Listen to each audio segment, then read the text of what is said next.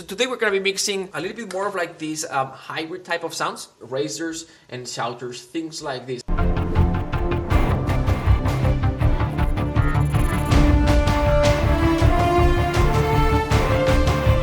We've got this thing that it's very close in your face, also very wide, and you can clearly hear that. It enhances the sound. Without you can hear the pulse, but with it kind of like opens a little bit that pulse, that motor a little bit more with this thing. Za ta ta ta, which is going with this.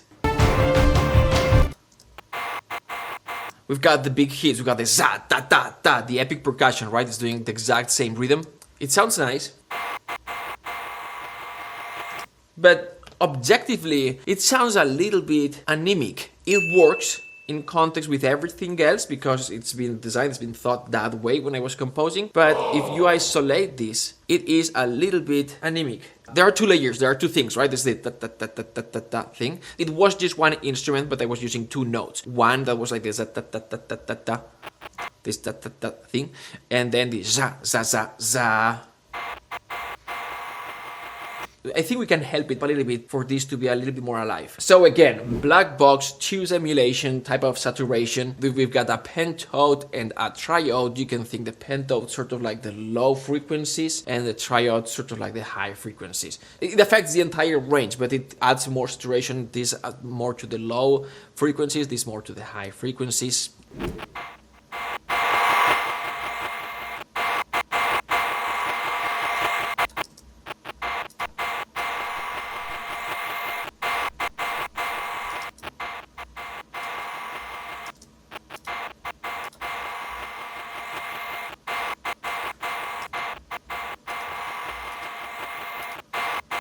It's not much, but it adds a little bit of character, and I like it a little bit better. It's a little bit more interesting now. So before, after, so without. That's a little bit of brightness, opens the sound, makes it a little bit more interesting, adds a little bit of saturation, all these things in context.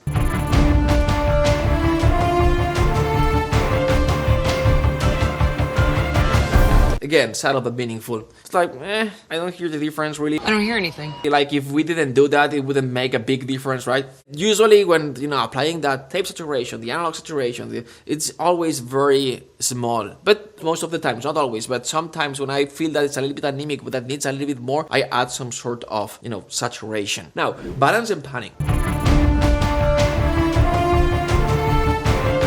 So this is not the most important element. It's an element that provides support, that enhances the rhythmical pattern, etc. It opens the sound, it adds clarity for that motor. So where does it sit in the mix? Well, it doesn't need to sit very wide in terms of left, right. I need the widest parts of the mix for the staccato strings, for these things, for percussion, motors, and all these things. I don't need them to sit very wide. This sound, I don't want it to be very narrow. I don't want it to be in a specific point because it's quite wide, especially that's enhancing the motor. So generally for percussion and everything else, like 75 to 85 is gonna be the max. Remember, this is stereo panning, it's not stereo balance. So I'm gonna close the left a little bit here, see, it's like 76 or something like this, and I'm gonna close the right at 76, something like this. So if I did this super narrow, it would sound like this.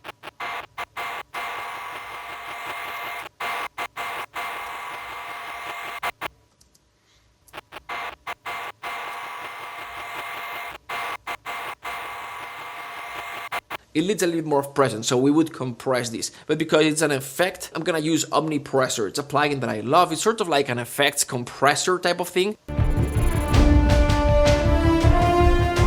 Okay, I'll bring this down, attack time, gonna go like a plus 10, something like this. And I don't want it to compress that much.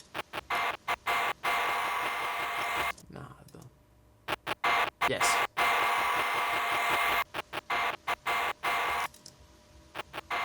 Yes. Without. With. Yes, this is meaningful, this is noticeable, this is like you can hear it a little bit more without actually bringing up the volume. Alright, so that's what we've done. We've closed it a little bit so it doesn't take as much space, especially on the sides where I want to hear the strings a little bit more clearly so it doesn't interfere with the staccato strings. We added a little bit of black box to add a little bit of interest to the sound, tube saturation, then a little bit of omnipressor, which is sort of like a compressor, like an effects compressor. Now, that is something that you can do before or after, but I'm gonna activate right. It's this track here. I'm gonna make sure that it sits where I want it to sit. I've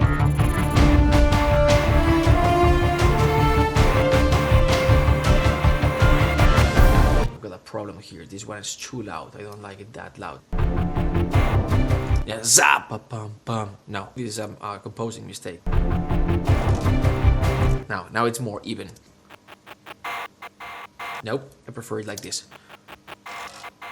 But I like this. I like to enhance this. So too much.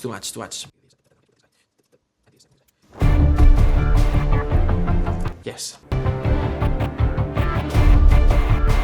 Oh, that's too loud.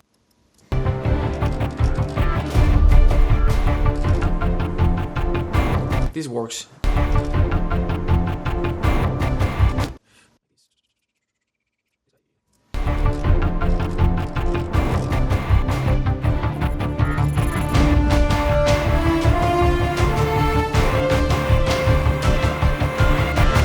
Yes, now it makes more sense, more coherent with what's going on musically. The horns line, the horns melody. You want a little bit of space for that. You may like what I've done or not, but to me mixing is like composing again, but without having to think about the notes. I don't have to come up with the ideas. Ideas are there. You just have to reorganize them a little bit. Horns line. That's what we've got. And then we also have that Satan. In this moment, there's a lot going on for these raises and shatters. I just brought it down just a tad. Maybe it's like 2 dBs, just to make a little bit of a space for that. I don't want to make things muddy. So I don't want a lot of reverb here. I like how it's working now. We've got the orchestra. It's a little bit farther away in the mix. And then we've got this element that's super dry. Now it's too dry. It's a little bit too dry. I'm going to go with a plates reverb. It's going to be shorter plates reverb. So we're going to just see which one I like. I'm gonna create a send here that's gonna go to this perk short plate reverb, which is this guy here. I'm gonna go with a preset. That is cool. I like this one. Maybe a little bit more. Yes, this works. Without. With. Nice. Maybe a tad too much. Yes.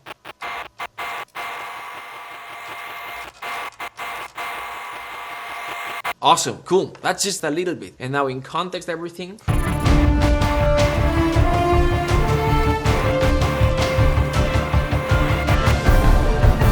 Alright, fantastic. So in order, we've got this guy, and then this guy kind of thing. Before and after. So I'm gonna mute all the inserts and reverb and pan.